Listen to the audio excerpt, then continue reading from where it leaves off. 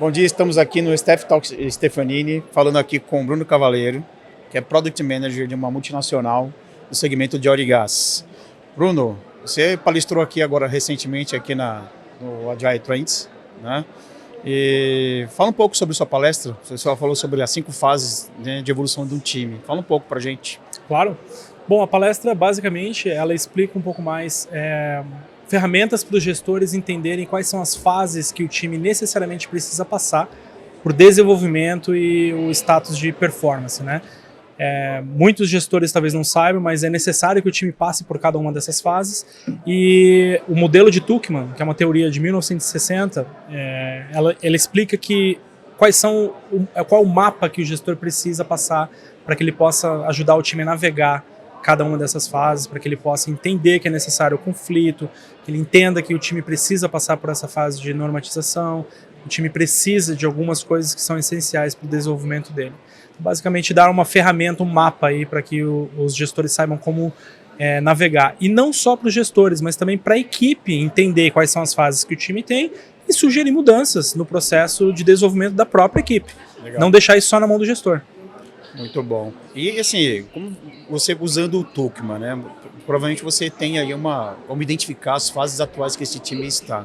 Como que aborda o time? Como que vocês fizeram esse tipo de trabalho? Como você, sua opinião, né? Bom, na minha prática, né, quando eu apliquei isso, eu entendi primeiramente que através da teoria é um modelo linear.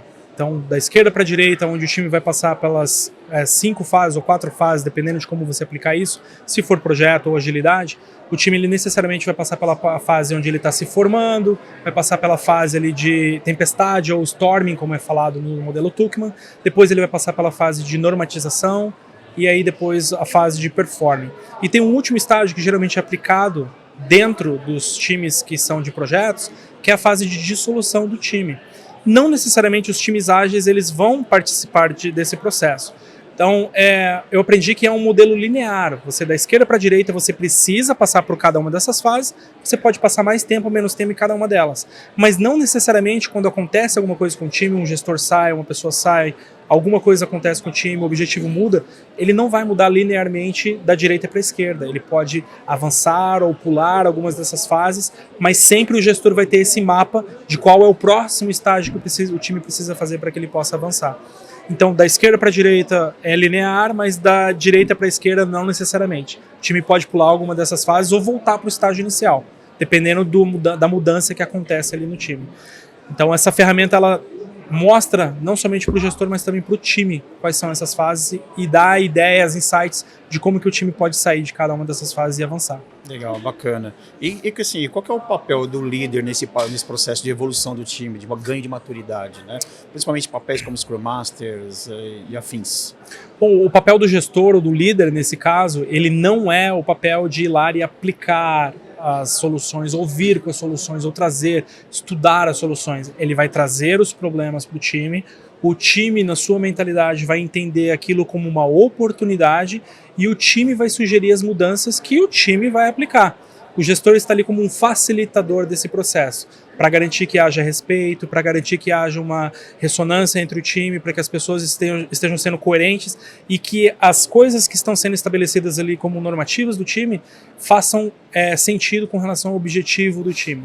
E aí o gestor ele pode, então, ajustar o objetivo se não estiver tão claro ou trazer a clareza necessária para que o time precise continuar avançando. Mas não é o gestor responsável por aplicar essas melhorias. É o time sugerindo e o time aplicando. O gestor está ali para facilitar e apoiar o time nesse processo. E basicamente, com isso daí, o time começa a ganhar a sua maturidade, tomada de decisões e direcionando melhor aquilo que eles estão fazendo. Correto. E nesse processo ele é bem democrático, assim. Não significa que eu, por ser um analista ou seja um desenvolvedor de software, eu não possa sugerir mudanças na própria gerenciamento do time, na forma como o time entrega valor, na forma como o time está entregando os backlogs. A pessoa que mais tem a autonomia de fazer isso são as pessoas que estão trabalhando naquelas iniciativas. Então é delas que você quer ouvir e esse modelo ajuda você a entender como ajudar elas a passar por cada uma dessas fases. Se existe um conflito, como que você vai gerenciar esse conflito? Identificar ele cedo, você vai fazer com que as pessoas se conversem para que elas entendam os pontos de vista diferentes, coloquem isso de lado, estabeleçam normas para aquilo que não se repita e avança para a próxima fase que é de entrega. Há uma curiosidade, né? Quando você escala, tem vários times trabalhando com objetivos comuns. Como que isso aí pode ajudar nesse aspecto? Né? Bom, Isso pode, você pode tratar com times com diferentes maturidades. Você precisa de uma figura que seria basicamente aquele ponto central que vai gerenciar diversos times e vai trabalhar não somente com os times, mas com os gestores de cada um desses times. Dentro do Safe, por exemplo, eu já tive a oportunidade de trabalhar como Release Train Engineer. E como Release Train Engineer, eu sou responsável por vários times que têm backlogs diferentes e não necessariamente esses backlogs conversam com os outros. Mas o objetivo do time é um só, entregar aquele valor final para o cliente. Então, você precisa de alguém que esteja olhando para cada uma dessas fases, para que esteja olhando individualmente cada um dos desenvolvimentos e como que eles se conectam. Um integrador que vai ajudar os times a avançarem diante de um objetivo. Então, dentro do Safe, por exemplo, você tem essa posição do Release Train Engineer, que ele consegue passar para o time a clareza de quais são os objetivos dos próximos 3 meses. E o planejamento é feito em torno disso. Com base desse planejamento, desses objetivos, o time vai trabalhar nos seus objetivos nas sprints. Separa aquele backlog em sprints, separa o backlog diário e começa a trabalhar, mas sempre tendo em vista aquele objetivo final que o time quer passar. Então, tendo esse integrador que não necessariamente vai estar com a mão na massa ali para o time, vai fazer a diferença também. Mas esse modelo, basicamente, quando ele é escalado, o gestor que vai ficar responsável por isso, o Release Train Engineer, ele vai começar a trabalhar com as dissonâncias ou as diferenças que existem ali entre cada um dos times, né? E não necessariamente com o desenvolvimento que aquele time está fazendo, com os processos daquele time. Ele vai começar a trabalhar num outro nível. Legal. Assim, com base na sua experiência ali, o que vocês conseguiram aí de forma prática, né? De ganhos, que trouxe de evolução para esses times, ou até mesmo na entrega no dia a dia ali? O que vocês conseguiram, por exemplo? Ao entender esse modelo, você acaba diminuindo o período que o time precisa para começar a entregar valor para o cliente. Porque você encurta essas fases, porque você identifica elas muito cedo e você consegue entender qual que é o próximo passo que o time precisa. Então, a entrega mais rápida de valor, menos tempo perdido nas discussões e mais tempo nas soluções, o time engajado para entregar aquele valor e diante de tudo que o time está entregando, o time começa a se sentir participativo, eles começam a entender que eles estão fazendo parte de algo maior, que eles estão entregando um objetivo maior. O time começa a entrar naquele processo de flow, onde eles vão continuar a fazer o processo de melhoria contínua, até que em algum momento alguma coisa vai mudar, ou o objetivo vai mudar, ou o gestor vai mudar, ou o Scrum Master vai sair, o Product Owner vai sair, ou o objetivo, o produto que o time suporta vai mudar, e aí o time começa então em uma dessas outras fases, ou ele volta lá para a fase inicial, ou ele pode ir para as fases da frente. E quando você tem muita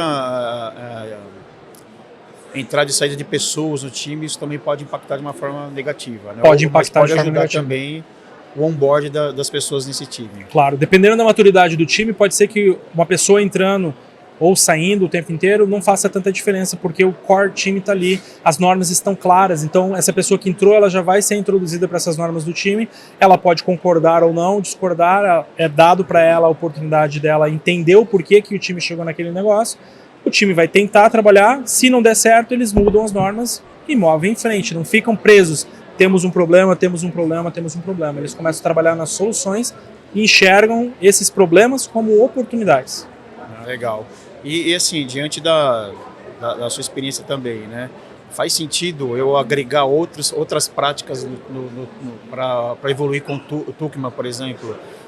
Eu entendo que tem um pouco de gestão de mudança, tem um pouco de melhoria do processo no dia a dia. O que você acrescentaria ali? Com certeza. Tem várias ferramentas que você pode ajudar para você entender como é que é o processo de mudança que as pessoas têm. Processo de resistência à mudança, como é que você faz para você incutir uma ideia nova para uma pessoa, como é que você faz para que a pessoa consiga entender qual que é o teu objetivo. Então tem diversas ferramentas. E a agilidade, a beleza da agilidade como um todo, é que não somente você vai aplicar um modelo só e você vai ficar com aquele modelo. Você pode tentar em ciclos curtos coisas diferentes. Não deu certo, eu volto da onde eu estava, não preciso começar tudo do zero, volto onde eu estava e tento uma coisa diferente.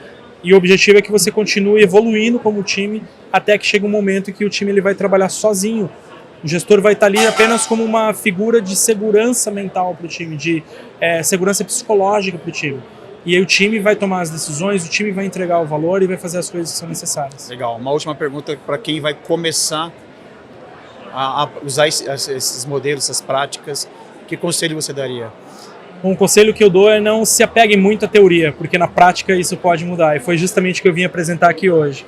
Esse modelo ele não é linear. E ele não é um modelo onde você vai necessariamente atingir um pico de performance e depois você vai acabar. Você vai entender que através de ciclos curtos de aprendizado do time, a produtividade vai aumentando aos poucos também. Legal. Não vai ser aquele boom que o time vai ter uma performance muito grande e daqui a pouco todo mundo está cansado e ninguém mais consegue entregar. Então é uma constância que vai acontecendo, o time entende seu tamanho novo e ele começa a se desafiar a entregar mais. Até o momento que você fica de uma forma natural. Correto. Né? Legal. Então não se apegar muito à teoria, aplicar aquilo que faz sentido, testar muito e você anotar tudo aquilo que você está fazendo, aquilo que deu certo, as experiências passadas e o porquê que não deu certo, para que então outras pessoas que vão vir no teu lugar depois possam aplicar aquilo e entendam o contexto do porquê está daquele jeito. Legal, Eduardo, eu agradeço aí você, tá? Parabéns pela palestra e sucesso para você também na sua empreitada. Muito obrigado pelo convite, foi um prazer. Eu que agradeço.